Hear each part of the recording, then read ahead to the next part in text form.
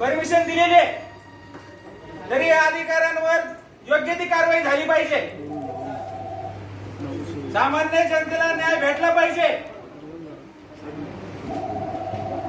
सगळे एक पैसे खाऊन हे परमिशन देतात लोक। काय विषय काय थोडक्यात सांगा।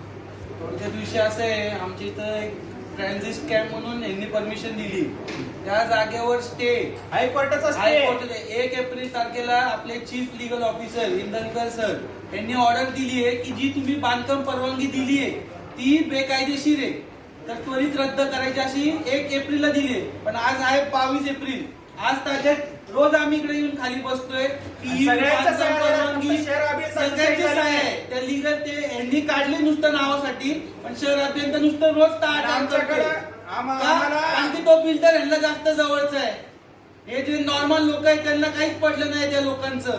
काळाखड्याच्या लोकांना जिथं आणतात ते त्या जागेवर हायकोर्टाचा स्टे 2018 सालीचा, ते स्टे असून पण हे लोक नुसतं परवानग्या देतात, ते चुकीच्या परवानग्या सगळ्या देतात, ते यांना काहीच लोकांचं पडलं नाहीये।